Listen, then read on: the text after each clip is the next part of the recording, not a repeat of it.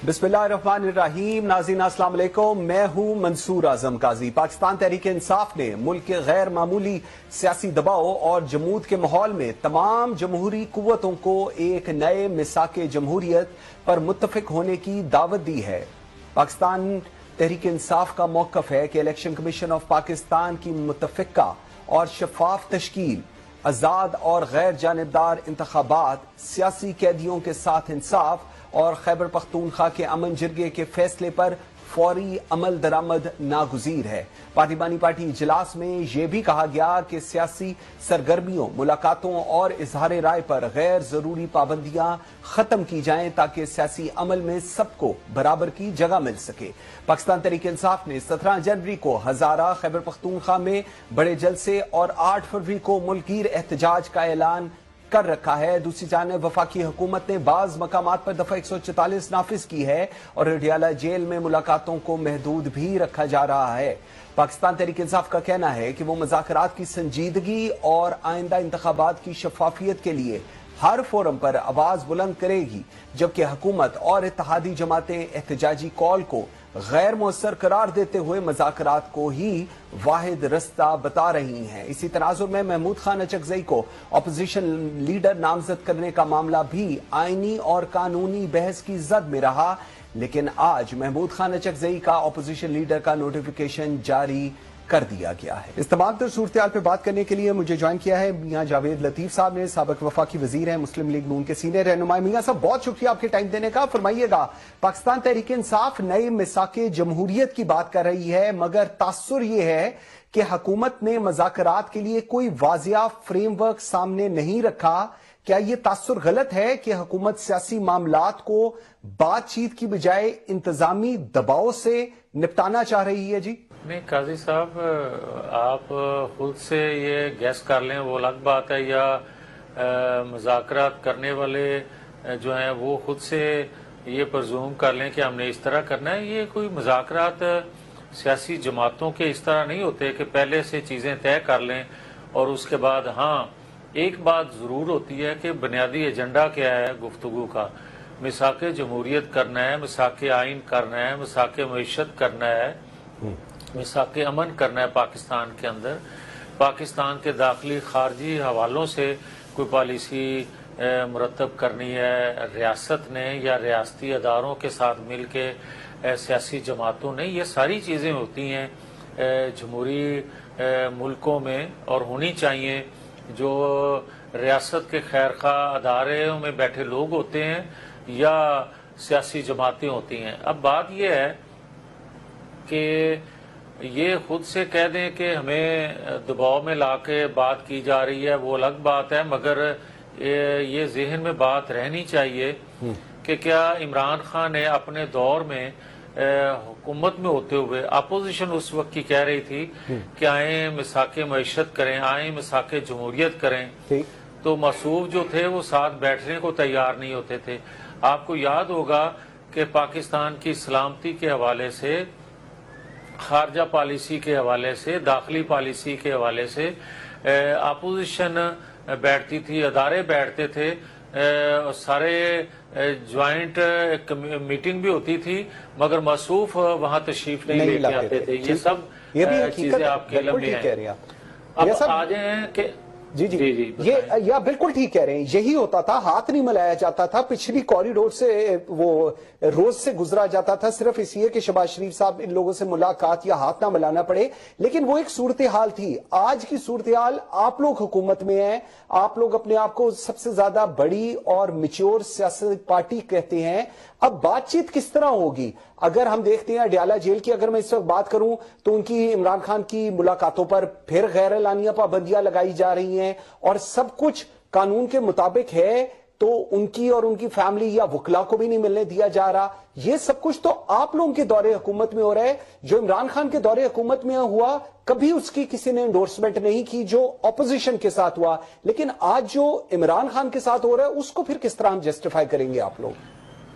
मैं ये जो बात कर रहा हूँ ये कोई जस्टिफिकेशन नहीं है जो मैं बात कह रहा हूँ, मगर मैं ये बात जरूर कहने में हक बजानब हूँ कि भाई ये कोई तरीका नहीं होता کہ ایک طرف آپ گریبان کو پکڑنے کی کوشش کریں اور دوسرا ہاتھ جو ہے وہ پاؤں پہ رکھا ہو.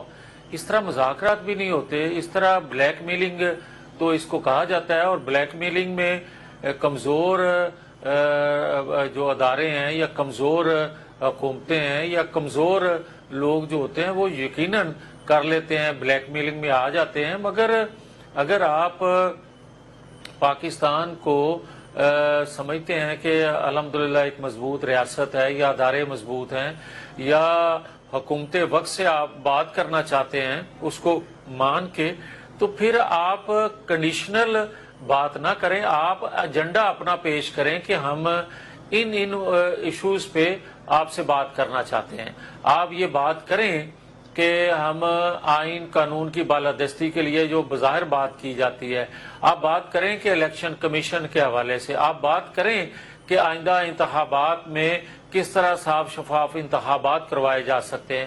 آپ بات کریں کہ پاکستان کو آج جن چیلنجز کا سامنا ہے اور دنیا میں جو صورتحال بدل رہی ہے خاص طور پہ ٹرمپ کے آنے کے بعد, اس پہ ہم بات کرنا چاہتے ہیں. آپ بات کہیں کہ عدلیہ کے حوالے سے ہم بات کرنا چاہتے ہیں. آپ بات کریں کہ آپ کے تحفظات ہیں کہ جو لوگ ان کے گرفتار ہیں, بقول آپ کے کہ وہ کوئی سیاسی ہیں, اگر سیاسی ہیں تو یقیناً ان کے رہا کرنے کی بات کرنی چاہیے.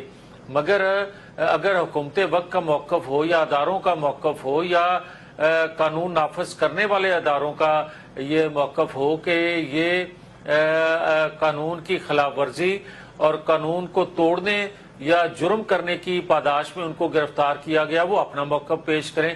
مگر یہ نہیں ہوتا کہ آپ یہ کہیں کہ فلاں دن تک اگر چھوڑا نہ تو ہم یہ کر دیں گے, فلاں دن تک اگر آپ نے ہماری ملاقات نہ کروائی تو ہم وہ کر دیں گے. آپ وقت کا جو ان کا صوبے میں چیف منسٹر ہیں, اگر وہ کور کمانڈر کو خط لکھیں گے, اگر وہ خط لکھیں گے اور اس میں کہیں گے کہ افغانستان کا کوئی ثبوت دیں بھائی کہ وہ یہاں دہشت گردی کر رہے ہیں, تو جو کرنے والے ہیں وہ اقرار جرم کر رہے ہیں اور آپ کو نظر نہیں آ رہا کہ وہ یہاں جرم کر رہے ہیں یا نہیں کر رہے ہیں.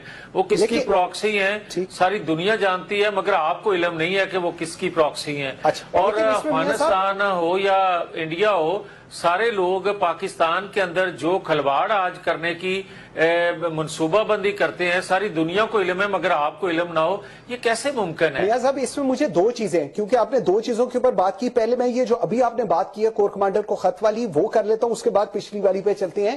ایپکس کمیٹی کا جو اجلاس ہوتا ہے جس کے اندر ریسپیکٹو کور کمانڈر ہوتے ہیں, ریسپیکٹو چیف منسٹر ہوتے ہیں, یہ تمام چیزیں کیا جب کے پی کے اندر ایپکس کمیٹی کا کوئی اجلاس ہوتا ہے اس میں ریسپیکٹو چیف منسٹر کو نہیں بتائی جاتی, اس لیے آپ کا خیال ہے یہ خط لکھا گیا ہے یا ادروائز یہ خط لکھا گیا ہے؟ اس کو آپ کیسے دیکھیں گے؟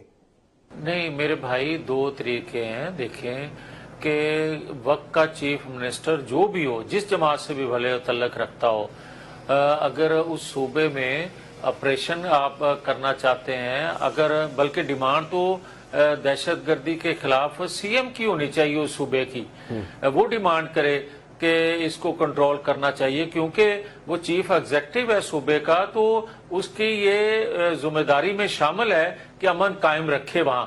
اور اگر آپ وہاں سے نکل کے آپ کبھی لاہور چلے جاتے ہیں, کبھی کراچی چلے جاتے ہیں اور کبھی آپ اس کمیٹی میں شامل ہونے کے لیے تیار نہیں ہوتے بلکہ آپ کسی جلسہ گاہ میں کھڑے ہو کے کہتے ہیں کہ ہم آپریشن نہیں ہونے دیں گے, تو پھر مجھے یہ بتائیں کون آپ کو آن بورڈ لے گا یا کس طرح آپ ذمہ داری نبھا رہے ہوں گے؟ اگر آپ کو کوئی اعتراضات ہیں, آپ کو کوئی پراپر فورم پہ اعتراض ہے, ٹھیک, تو متعلقہ فورم پہ آپ بات کریں, نہ کہ آپ جلسے جلوسوں میں یہ بات کرتے پھریں. بالکل ٹھیک. اچھا, جو پچھلے ابھی آپ بات کہہ رہے تھے, پاکستان تحریک انصاف کہہ رہی ہے کہ یہ الیکشن کمیشن آف پاکستان کی متفقہ اور شفاف تشکیل, یہ انہوں نے بالکل کہا, اب یہ کہہ رہے ہیں آزاد اور غیر جانبدار انتخابات کی آپ بھی بات کر رہے ہیں، وہ بھی کہہ رہے ہیں جو مین جہاں پر وہ رک جاتے ہیں وہ سیاسی قیدیوں کے ساتھ انصاف کی بات ہو رہی ہے، اور اس کو وہ ٹیگ کرتے ہیں کہ بات چیت تب شروع ہوگی جب عمران خان صاحب سے ملنے دیا جائے گا۔ وفاقی حکومت کہہ رہی ہے پہلے بات چیت ہوگی، پہلے سب کچھ ہوگا، عمران خان لاسٹ میں آئے گا۔ یہ جو ایک سچویشن کے اوپر وفاقی حکومت اور کے پی حکومت پھنس گئے ہیں، اس سے نکلنے کا بھی تو کوئی حل ہونا چاہیے۔ نہیں، نہ کوئی پھنسے ہیں، کوئی پھنسانا چاہے تو وہ الگ بات ہے۔ مجھے یہ بتائیں کہ جب 2018 میں اس کو لایا گیا تھا عمران خان صاحب کو، تو آپ کو یاد ہوگا کہ اس وقت کے اپوزیشن لیڈر نے پہلی سپیچ میں یہ کہا تھا کہ آپ غلط طریقے سے یہاں بٹھائے گئے ہیں، آپ منتخب لوگ نہیں ہیں، مگر اس کے باوجود جو معیشت کا حال ہے، آئیں مساق معیشت کریں۔ آپ کو یاد ہوگا یہ آفر کی گئی، اور اس کے بدلے میں جواب میں یہ کہا گیا کہ یہ مجھ سے NRO مانگتے ہیں۔ تو پھر جو مذاق اڑایا گیا اور جس طرح ہوتا، اس کے باوجود بھی ہمیں گرفتار کیا جاتا تھا، اور ہم پھر کہتے تھے آئیں مساق جمہوریت کریں، آئیں مساق معیشت کریں۔ اس کے باوجود جو انڈیا کی جانب سے دھمکیاں آتی تھی یا دیگر پاکستان مخالف قوتوں کی جانب سے اندیشے ہوتے تھے، اس پہ ہم بات کرنے کے لیے پھر تیار ہوتے تھے۔ پھر یہ پاکستان کے اندر جو دہشت گردی ہوتی تھی اس کے حوالے سے ہم انیشیٹو لیتے تھے کہ آئیں بیٹھ کے پاکستان کے امن کے لیے بات کریں، مگر ہم نے کبھی یہ نہیں کہا تھا کہ پہلے ہمیں چھوڑا جائے اس کے بعد ہم بات کریں گے۔ کیا ہماری ملاقاتیں بند نہیں ہوتی تھی؟ کیا میرے ساتھ جو سلوک کیا جاتا تھا غدار بنا کے اور جو تشدد کیا جاتا تھا، میں نے کبھی کورٹ میں آ کے یہ کہا تھا کہ پہلے میرے پہ تشدد بند کریں، پہلے مجھے رہا کریں، اس کے بعد میں اگلی بات کروں گا، میں معافی چاہتا ہوں، میں نے جو کچھ باتیں کہی تھی میں نے تو یہ نہیں کہا تھا۔ میں نے تو یہ کہا تھا کہ جو میں کہتا ہوں اور کہنے کی وجہ سے مجھے غدار بنا کے جیل میں ڈالا گیا اور تشدد کیا جا رہا ہے، میں اس بات پہ قائم ہوں۔ میں نے کورٹ میں یہ بات کہی تھی۔ تو میں یہ سمجھتا ہوں کہ اگر وہ سمجھتے ہیں کہ ان کے ساتھ ناانصافی ہے تو اس وقت وہ کہا کرتے تھے کہ ان کو عدالت نے سزا دی ہے، ہم نے سزا نہیں دی، ہم چپ کر گئے۔ آج بھی اگر سزا ہوئی ہے تو عدالت نے دی ہے، کوئی وقت کی حکومت نے یا اداروں نے تو نہیں دی، تو پھر ان کو بھی عدالتوں کا دروازہ کھٹکھٹانا چاہیے۔ اگر وہ سمجھتے ہیں کہ عدالتیں ان کے ساتھ ناروا سلوک کر رہی ہیں جو کہ ہمارے ساتھ ہوتا رہا ہے، اگر ہم تو ثبوت دیتے تھے، اور آپ کو یاد ہوگا گڈ ٹو سی یو اس وقت کے چیف جسٹس اسی اڈیالہ جیل کے قیدی کو کہا کرتے تھے۔ آپ کو یاد ہوگا اس وقت کی عدلیہ کے چیف جسٹس نے ہی اس کو صادق اور امین کا سرٹیفکیٹ دیا تھا اور ہمیں ڈاکو اور چور بنا دیا تھا، آپ کو یاد ہوگا، مگر اس کے باوجود ہم تو چلتے رہے پاکستان کے لیے۔ ٹھیک، میاں صاحب مجھے لاسٹ ذرا بتائیے گا، محمود خان اچکزئی فائنلی آج ہم نے دیکھا کہ اپوزیشن لیڈر کا ان کا نوٹیفیکیشن ہو گیا ہے، آپ کو لگتا ہے ان کے اپوزیشن لیڈر ہونے سے کوئی صورتحال بہتر ہوگی، کوئی بات چیت کا رستہ کھلے گا؟ پرانے سیاستدان ہیں، نون لیگ کے ساتھ بھی ایک تعلق رہا ہوا ہے ان کا، کیسے دیکھ رہے ہیں آپ اس کو؟ دیکھیں، نون لیگ کے ساتھ تعلق رہا نہیں، رہا ہے اور رہے گا۔ اس کی وجہ یہ ہے کہ آپ یہ دیکھیں کہ یہی عمران خان صاحب ان کی جو چادر وہ اوڑھتے ہیں، اس چادر کے حوالے سے کتنے مذاق اڑایا کرتے تھے اسی اچکزئی صاحب کا، اور ہم اس وقت بھی کہتے تھے کہ کسی کی ذات پہ کیچڑ مت اچھالیں، وہ جو بات کر رہے ہیں اس کا جواب ضرور دیں۔ میں آج بھی یہ کہتا ہوں کہ مجھے کوئی شک نہیں ہے محمود اچکزئی صاحب کے نظریات سے، میں سمجھتا ہوں کہ آئین قانون کی پاسداری کی بات کرنے والا شخص ہے وہ جمہوریت کا ایک سپاہی کے طور پر میں نے اس کی جدوجہد، ان کی فیملی کی جدوجہد دیکھی۔ کوئی بات کوئی غصے میں یا تکلیف میں اگر کوئی کرتا ہے تو اس کو اداروں کے پالیسی سازوں کو بھی، حکومت وقت کو بھی یہ چاہیے کہ ہر ایک کو ایک ہی تگمہ نہ دیا جائے، بلکہ جس تناظر میں وہ بات کر رہے ہیں اس کو دیکھا جانا چاہیے، انالائز کرنے کی ضرورت ہے۔ بالکل ٹھیک ہے، میاں جاوید لطیف صاحب بہت شکریہ آپ کے ٹائم دینے کا۔ جی ناظرین، اسی پہ گفتگو کرنے کے لیے مجھے جوائن کیا ہے شیر افضل مروت صاحب نے، رکن قومی اسمبلی، سینئر رہنما ہیں۔ بہت شکریہ مروت صاحب آپ کے ٹائم دینے کا۔ فرمائیے گا، تحریک انصاف کی جانب سے نئے میثاق جمہوریت کا مطالبہ بار بار دہرایا جا رہا ہے، حکومت مذاکرات کی پیشکش بھی کر رہی ہے، لیکن سب سے بڑا مسئلہ یہ ہے کہ جب تک पाकिस्तान तहरीक इंसाफ कहती है इमरान खान से मुलाकात की इजाजत नहीं मिलती, मुज़ाकरात मुमकिन नहीं। मियां जावेद लतीफ साहब भी अभी यही फरमा रहे थे कि अगर इस इशू के ऊपर बात आगे नहीं चलनी तो फिर सियासत तो हो ही नहीं सकती या बातचीत तो हो ही नहीं सकती। आप क्या कहेंगे? बहुत शुक्रिया मधु करने का। मियां जावेद लतीफ साहब की बात बिल्कुल दुरुस्त है। पाकिस्तान को मौजूदा हालात में एक नए इमरानी मुआहदे की जरूरत है, क्योंकि पाकिस्तानी इससे आगाह है कि मुल्क जो है वो डायरेक्शन लेस हैं, पॉलिसीज और गवर्नेंस जो है वो इससे शदीद तौर पे मुतासर हो रही है। मुल्क में एक बेइत्मीनानी की कैफियत है, बावजूद इसके कि पारन महाज पे हुकूमत जो है वो दावा तो बिल्कुल सही कर रही है कि कामयाबी के झंडे गाड़ रही है, लेकिन अंदरून पाकिस्तान के अंदर जो डेवलपमेंट्स हुई गुज़िश्ता 3 सालों में वो उनको किसी भी तौर जमहूरियत के लिए हौसला अफजा करार नहीं दिया जा सकता।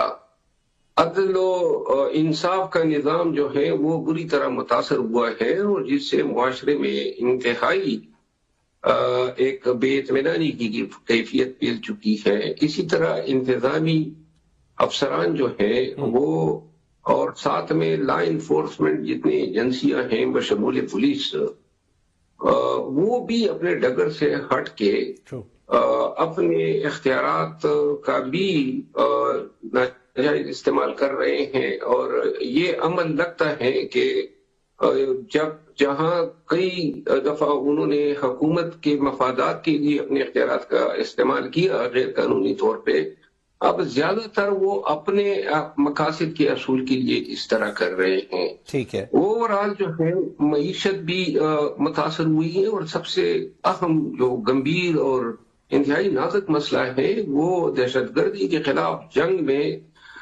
पाकिस्तानियों का मुत्तहिद न होना पाकिस्तान के इस जंगी सलाहियत को भी मुतासर कर रहा है। बिल्कुल सही। हमें दहशतगर्दी के ठीक इसमें जी जी, इसमें मुझे 2 चीजें, मैं दहशतगर्दी की तरफ जाने से पहले अभी आपने एक जुमला कहा है कि मकासद के हसूल के लिए, मकासद के हसूल की अगर हम बात करें तो सुहेल आफरीदी का जो दौरा है वो आपको लग रहा है कि वो उनकी मजबूरी थी। क्यों आपको ये लगा कि सुहेल आफरीदी का पंजाब का या सिंध में जो दौरा था वो उनकी मजबूरी थी? जिन मकासद के लिए उनको वज़ीर आला के मनसब से सरफराज किया गया उनमें जो बुनियादी और एक मकसद है वो है पाकिस्तान तहरीक इंसाफ की एहतजाजी सलाहियत को मजबूत करके खान की और पीटीआई के असीरान की रिहाई के लिए एक मुल्कीर एहतजाजी तहरीक को कामयाब करना। ओके। अब खैबर पख्तूनख्वा में तो पार्टी की तंजीमी सलाहियत भी बतौर अतम मौजूद है, लेकिन मुल्क के दीगर सूबों में ऑर्गेनाइजेशन न होने की बराबर है। तो यूं लाहौर और कराची जाना जो था वो जरूरी था ताकि आने वाले किसी भी अवामी एहतजाज के लिए लोगों को सेंसिटाइज किया जा सके। और यूं जो है आप इसको मजबूरी का नाम दे या सियासी जरूरत का नाम दे, ये वज़ीर आला को जाना पड़ा और मेरा ख्याल है कि आने वाले वक्त में और भी बड़े बड़े शहरों में उनको जाना पड़ेगा। ठीक, बिल्कुल ठीक। लेकिन उसमें 2 चीजें हैं, जरा वो भी मुझे फरमाइएगा। एक, जो फंड्स की एलोकेशन की बात हो रही है और आपने ही कहा कि आपको जो एज एन एमएनए फंड्स मिलने चाहिए वो नहीं मिले और उसकी एक मेजर रीजन अलीमा खान आप कहते हैं। लेकिन इसके साथ ही 17 जनवरी का जलसा अगर मैं बात करूं या 8 फरवरी का जो मुल्क की एहतजाज है, क्या वाकई आपको लगता है ये तमाम चीजें अगर इकट्ठी की जाएं तो इमरान खान साहब की रिहाई मुमकिन है, या ये खदशा ही है जो शायद हुकूमत इसको इस तरह एक्नॉलेज नहीं कर रही या उसको वेट नहीं दे रही इतना?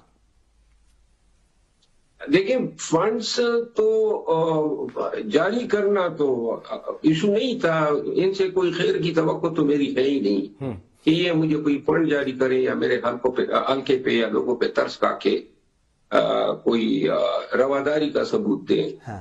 उनसे तो मुझे खैर की कोई तवक्को नहीं थी, लेकिन बुराई ये की कि जो फंड एमएनए के तौर पे अली अमीन खान के दौर में जारी हुए थे, जिनके ठेके हो गए थे, जिन पे काम हो गया था, वो सिर्फ मुझे तंग करने के लिए उन्होंने ठेकेदारों को अदायगियां रोक दी हैं। तो जो काम आधे हुए हैं वो अब उधर ही आधे रह गए हैं।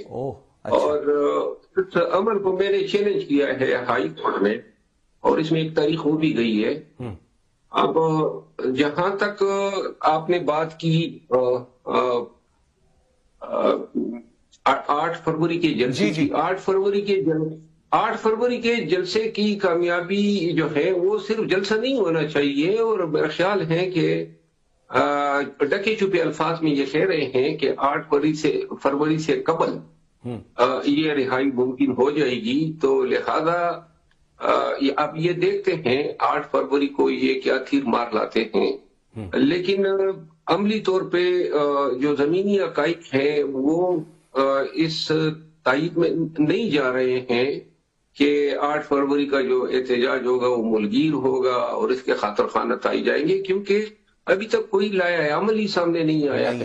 بالکل ٹھیک۔ لاہے عمل کی اگر میں بات کروں تو آج فائنلی محمود خان اچکزئی کو اپوزیشن لیڈر اناؤنس کر دیا گیا ہے۔ کیا سمجھتے ہیں آپ، کیا پاکستان تحریک انصاف کی پوزیشن پارلیمنٹ کے اندر مضبوط ہوگی؟ کوئی ڈائیلاگ کا رستہ کھلے گا، یا جس طرح ابھی میاں جاوید لطیف بھی کہہ رہے تھے کہ مجھے تو وہ وقت یاد ہے جب خان صاحب محمود خان اچکزئی کی چادر لینے کے طریقے کا مذاق اڑاتے تھے، کس طرح دیکھتے ہیں آپ اس کو؟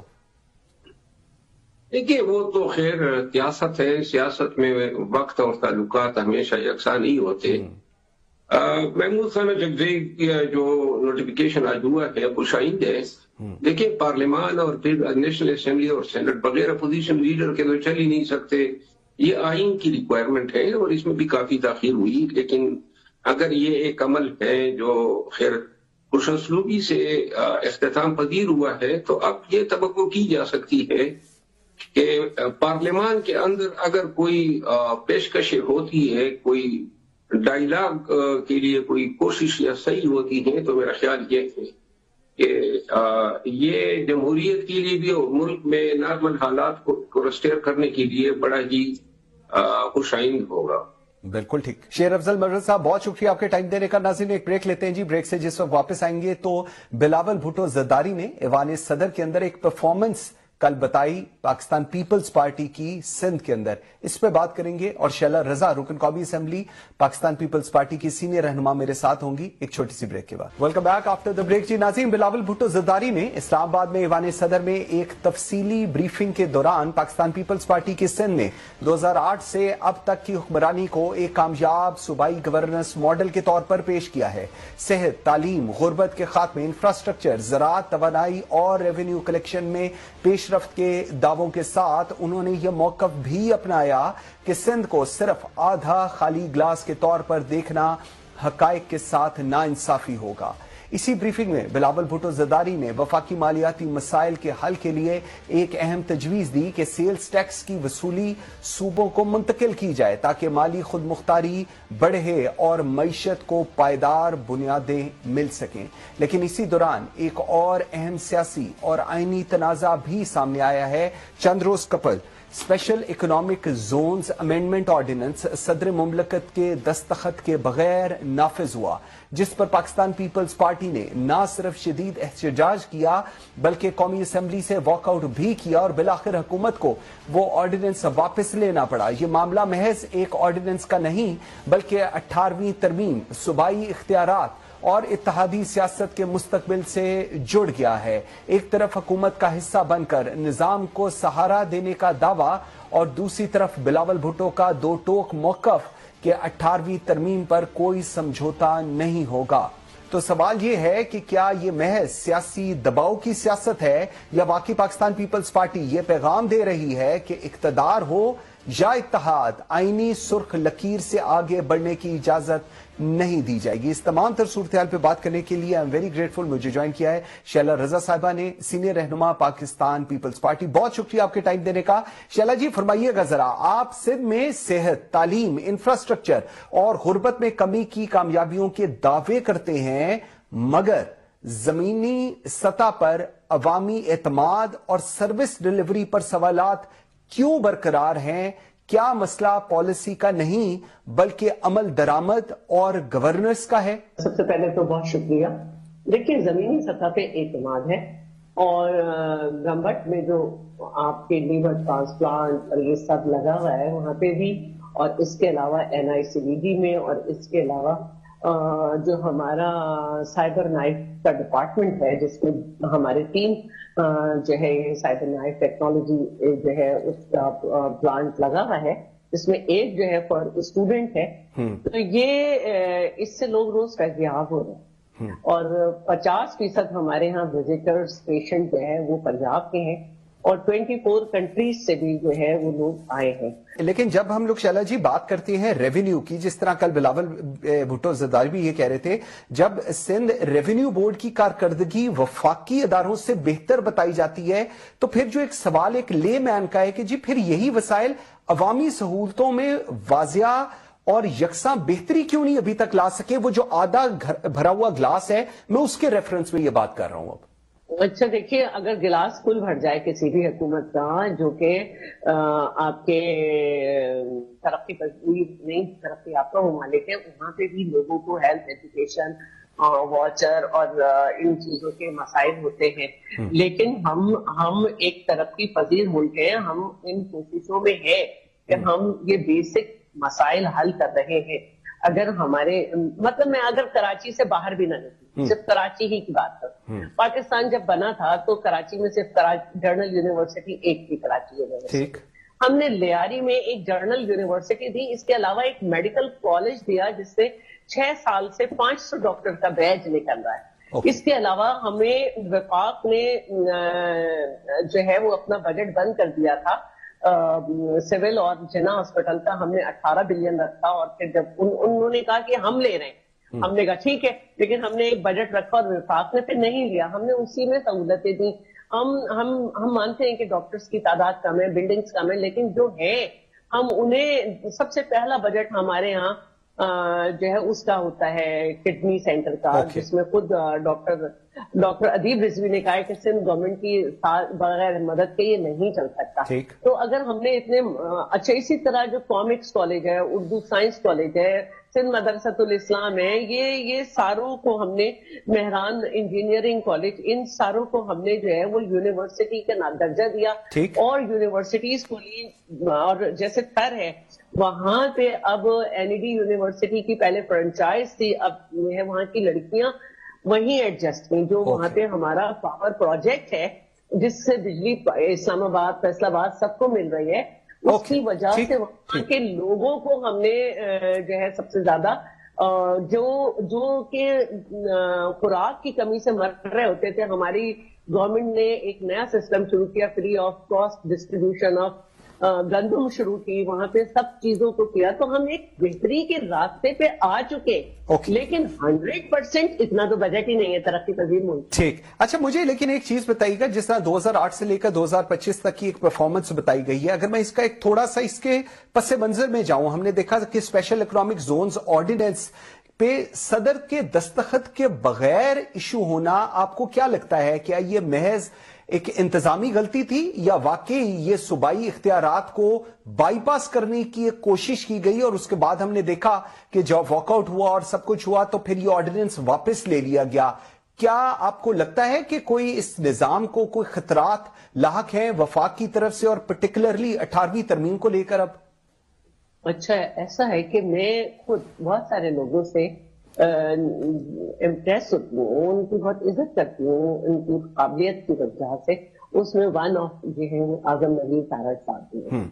اور دیکھیے جس طرح میں MPA سے MNA تک پہنچی، تو ان سارے مرحلوں میں اگر میں نے کچھ اچھا پرفارم کیا تو اس میں میرے بڑوں کی پرفارمنس تھی جس سے میں نے سیکھا، اور ایک مجھے شوق ہے سیکھنے کا. تو ظاہر ہے کہ یہ لوگ ہمارے لیے بڑے قابل احترام ہیں. اگر 2 باتیں ہیں اس میں، دیکھیے اس میں نہ صوبوں کا مسئلہ ہے نہ کچھ سیکھا. اس میں سب سے بڑی جو بھی ویلیو کر رہے ہیں نا، وہ اپنے کانسٹیٹیوشن کو ہے. سب سے پہلے ہمارا ملک، اور اس کے بعد ہمارا آئین، مطلب آئین پاکستان. اس سے نیچے نہیں، اس سب کچھ اس کے نیچے ہے. تو اگر آپ آئین پاکستان کو ہی نظر انداز کر دیں گے کہ آپ نے اسمبلی کا سیشن بھی بلا لیا اور آرڈیننس بھی لے آئے. آرڈیننس اگر آپ لے آئے تو آپ کو یہ نہیں معلوم کہ صدر کے دستخط کے بغیر نہیں ہوتا، کیونکہ واپس ہوا اور ماحول میں اتنی کشیدگی نہیں آئی. تو میں نہیں چاہتی کہ میں جو ہوں وہ سخت الفاظ استعمال کروں، لیکن یہ آئین کے ساتھ आइन की डिसरेस्पेक्ट।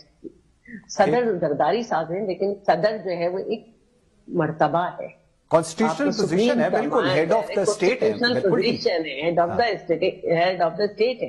तो ये चीजों को आपको बहुत संजीदगी से लेना चाहिए, लेकिन क्योंकि हमारे बड़ों ने उनके बड़ों से बात की और एक बेहतर माहौल रहा, तो मैं समझती हूँ कि आइंदा इस तरह से नहीं होगा। नहीं जो देखिए, तो अगर ये आइंदा नहीं होगा, शैला जी, अगर ये आइंदा नहीं होगा तो क्या ये जो खदशा है ये दुरुस्त है कि बराह रास्त, जिस तरह अभी आप भी बात कर रही हैं कि बराह रास्त तरमीम खत्म करने की बजाय ऑर्डिनेंस, रूल्स और ये जो ज़ेली कवानीन साजी है, इसके जरिए एक ये भी परसेप्शन क्रिएट की जा रही है, इख्तियारात को बतदरीज कम किया जा रहा है। और अगर ऐसा होता है, जो कि कहा जा रहा है जी, अब जो अगली तरमीम आ रही है उसको बेसिकली जो एड्रेस करना है वो 18वीं तरमीम को एड्रेस करना है, अगर ऐसा होता है तो पीपल्स पार्टी की रेड लाइन कहां हम देखेंगे यहां पर?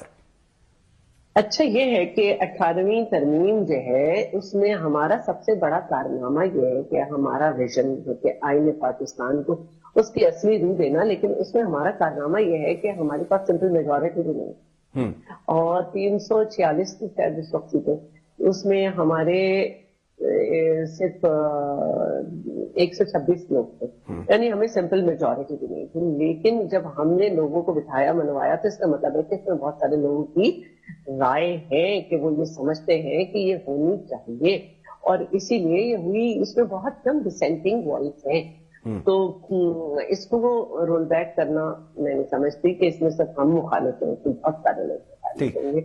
और एक बात और भी है कि कानून तो आप पास कर सकते हैं इस तरह नेशनल असेंबली के, लेकिन कॉन्स्टिट्यूशनल चेंजेस के लिए आपको सिर्फ पीपल्स पार्टी की नहीं और लोगों की भी जरूरत है। किसी के पास 2/3 मेजॉरिटी हो भी जाए तो एक अमेंडमेंट, एक कानून, ये सबसे अच्छे जब होते हैं जब इसमें कम से कम डिसेंटिंग वॉइस हो और अल्हम्दुलिल्लाह वो वॉइसेस ही जो है वो इसको जो स्ट्रॉन्ग वॉइसेस की हिमायत होती है उसी से एक स्ट्रॉन्ग कानून और कॉन्स्टिट्यूशनल अमेंडमेंट होती है।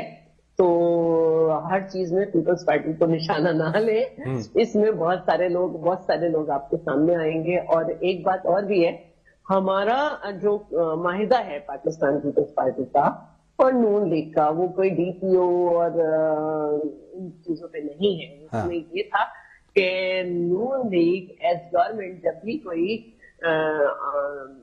एक्ट या बिल लेकर आएगी और वो एक्ट बनाना चाहती होगी तो बिल लेकर आएगी तो उसको हमारी कॉन्स्टिट्यूशनल, हमारी जो लेजिस्लेशन कमेटी है वो भी अप्रूव करेगी अपनी तमाम अपने तौर पर उसको वेट करेगी। और अभी तक हम इसी पे चल रहे हैं और जब ये पहली दफा हुआ तो हमने रिएक्शन दिया और वो उसको उन्होंने अंडरस्टैंड किया। लेकिन शैला जी, लास्ट मुझे बताइएगा, पाकिस्तान पीपल्स पार्टी हम सबको पता है 18वीं तरमीम की खालिक जमात है।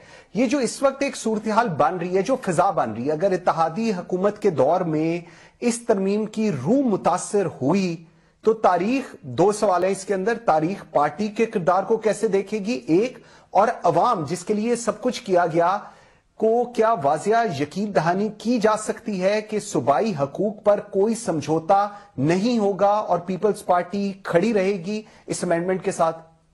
देखिए, सूबे के मालिक तो अवाम है और अवाम ने हमें अगर मैंडेट दिया है जब भी, तो इसीलिए दिया है कि उनके हुकूक जो है उसका सौदा ना हो। आपको याद होगा कि PTI गवर्नमेंट में उन्होंने बाकायदा एक हमसे इजाजत मांगी कि वो आइलैंड्स पे काम करना चाहते हैं। हमने उनको लिख के इजाजत दी कि इस आइलैंड के जो मालिक हैं उनकी मर्जी के बगैर काम नहीं होगा, इसे ये नहीं किया जाएगा, वो नहीं किया जाएगा। सारा वो लीक भी किया था उन्होंने, शो भी किया था, लीक नहीं कहना चाहिए, लीक चुप होती है। वजीर आला साहिबा ने उसको पब्लिक किया था कि ये देखें हमने इनको इस कंडीशन पे, जो आईनी कंडीशन है, उस पर इजाजत दी है कि आइलैंड के मालिक वहां के अवाम है, आप जो है इस पे कंस्ट्रक्शन उनकी मर्जी से करेंगे, इसको जो है किसी हिस्से को आप पब्लिक प्राइवेट उनकी मर्जी से करेंगे हर चीज।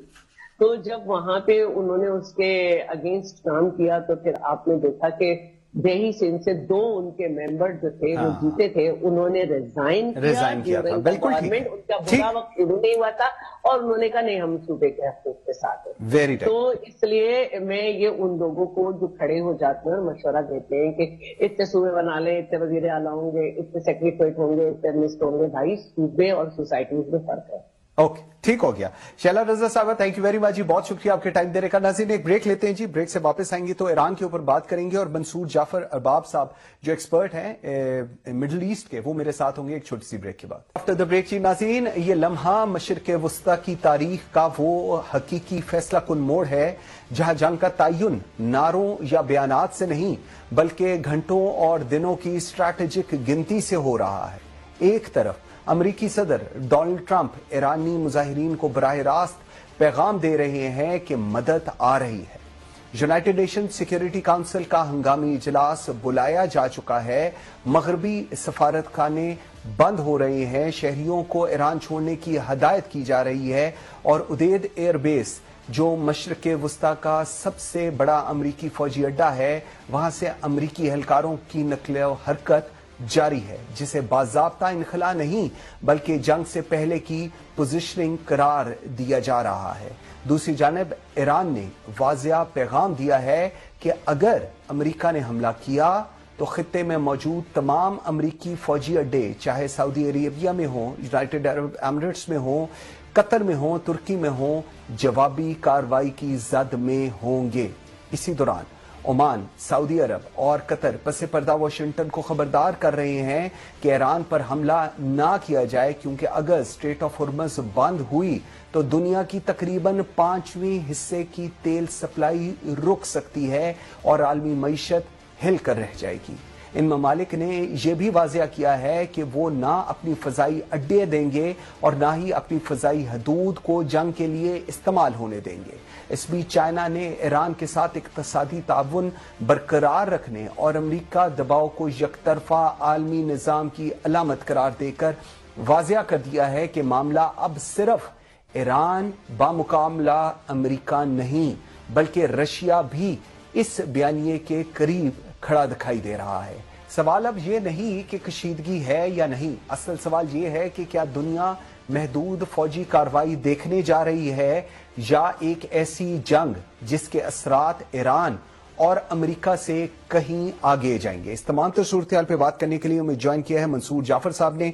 आप एक्सपर्ट हैं मिडिल ईस्ट के, बहुत शुक्रिया आपके टाइम देने का। मंसूर साहब फरमाइएगा, अमरीकी हुकाम खुद कह रहे हैं कि अगले चंद घंटे या चंद दिन फैसला कुन है अलुदैद एयरबेस से एहलकारों की नकलो हरकत।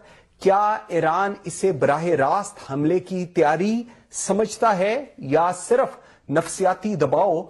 और इन मखसूस घंटों के लिए ईरान ने क्या स्ट्रैटेजिक तैयारी कर रखी है या ये पूरी सूरत हाल डाउन द रोड पैसिफाई होती आपको नजर आ रही है? इस वक्त जो लेटेस्ट अपडेट है कम से कम मेरे पास वो तो यही है कि इस वक्त अल उदैद एयर बेस जो कतर में उनकी है, वहां पे जो एक हाई सिक्योरिटी अलर्ट था वो वापस ले लिया गया है और वहां पे जो एहलकार निकाल लिए गए थे सिक्योरिटी पॉइंट ऑफ व्यू से, वो तमाम के तमाम वापस आ चुके हैं। क्योंकि जो इतलात आ रही हैं इस वक्त ईरान के हवाले से, खासतौर पे अमरीकी कैपिटल वाशिंगटन से, उसमें यही है कि ये हमले के इम्कानात जो हैं वो थोड़े सबसाइड हो गए हैं। क्योंकि इस वक्त खित्ते के 3 ममालिक जो बड़ी प्रोएक्टिव डिप्लोमेसी में इन्वॉल्व थे, उसमें सऊदी अरब, कतर और ओमान, सल्तनत ऑफ ओमान जो है, उन्होंने इस वक्त अमरीकी सदर को अप्राइज किया है, उन्हें एक रीच आउट किया है और इस बात पे कायल किया है कि इस वक्त ईरान पर जो है किसी नौयत की कार्रवाई जो है वो न की जाए और ईरान को अपने जो दाखिली मसाइल हैं,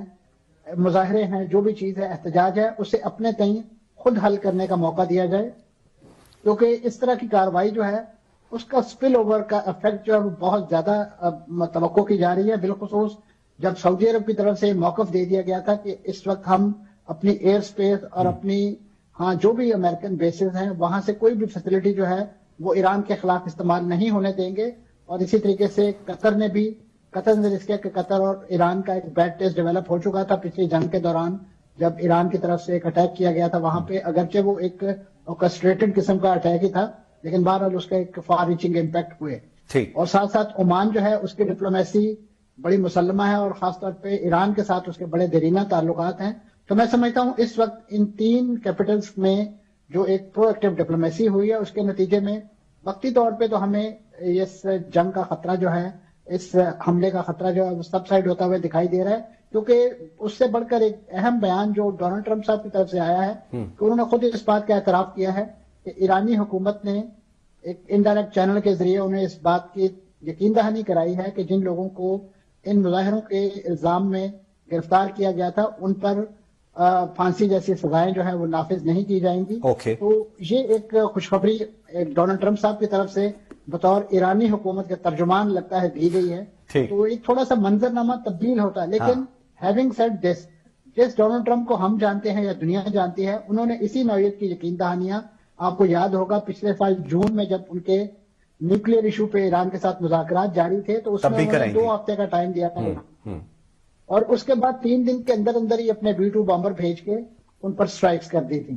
تو ابھی وقتی طور پہ تو ایک خوشی کا سما ہے، ایک اطمینان کی کیفیت ہے، لیکن ڈونلڈ ٹرمپ صاحب کچھ بھی کر سکتے ہیں اور ان کی جو ترجمان ہے وہ تو خود آن ریکارڈ ہے کہ ڈونلڈ ٹرمپ صاحب نے کیا کرنا ہے یہ صرف ڈونلڈ ٹرمپ صاحب کو ہی پتا ہے. بالکل ڈونلڈ ٹرمپ صاحب خود یہ کہہ چکے ہیں کہ میں جو کرتا ہوں وہ مجھے پتا ہے. ٹھیک منصور صاحب، مجھے اس میں 2 چیزیں اور فرمائیے گا. جس طرح ابھی ہم بات کر رہے ہیں، آپ نے بتایا سعودی عرب ہو، قطر ہو، عمان ہو، بیک ڈور ڈپلومیسی کے ذریعے امریکہ کو ایران پر حملے سے روک دیا گیا ہے اور اس کی بربلا اظہار ڈونلڈ ٹرمپ نے بھی کیا ہے.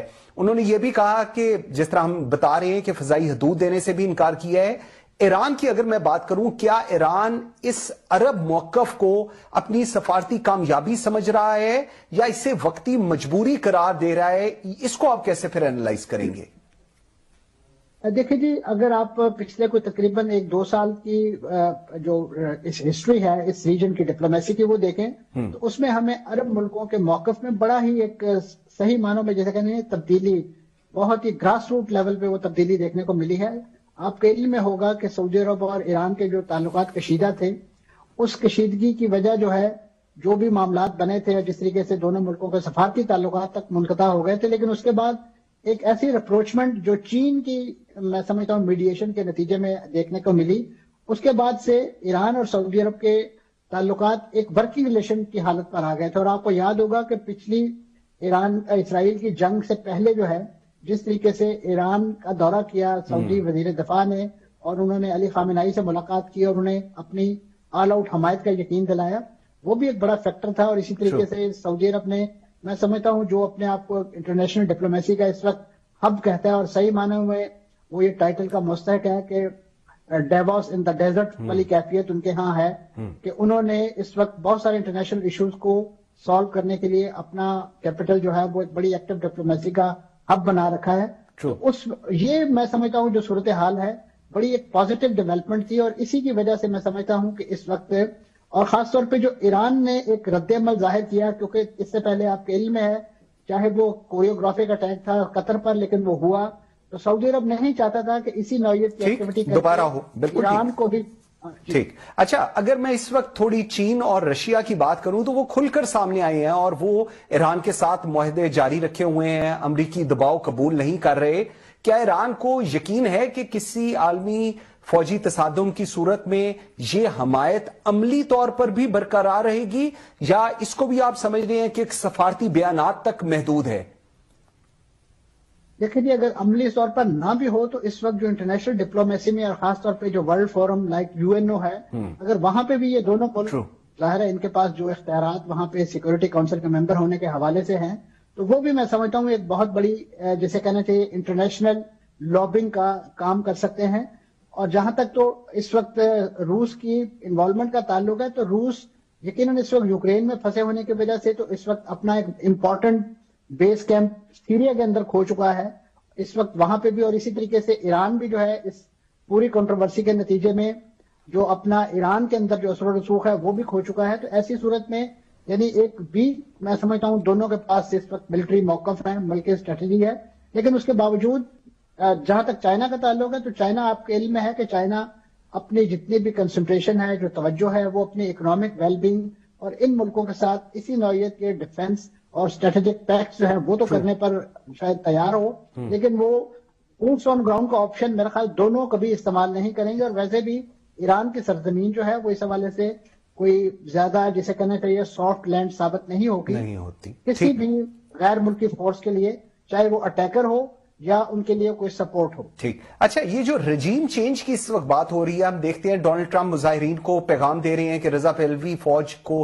हुकूमत से अलग हो जाना चाहिए। उसके बाद एलन मस्क को हम देख रहे हैं कि इंटरनेट रसाई की बात कर रही हैं। क्या ईरान एक मुनज़्ज़म रजीम चेंज प्लान समझता है इसको, ये कैसा है, और अगर है तो फिर इसका वे आउट क्या ईरान के पास आप इस वक्त देख रहे हैं? लेकिन जहां तक रजीम चेंज की बात है तो इस वक्त मगरबी ताकतों बिलखुसूस अमेरिका और इसराइल का तो ये बड़ा ही मरगूब और फेवरेट एजेंडा है, और इसी के नाम पर वो सारी दुनिया से जो है वो हिमायत भी हासिल करते हैं और ईरान को एक एक्सेस ऑफ इवल के तौर पे भी पेश करते हैं। लेकिन मुसीबत ये है कि इस वक्त ईरान के लिए कोई हामिद करजई नहीं मिल रहा है। जिस शख्सियत का नाम आपने लिया है,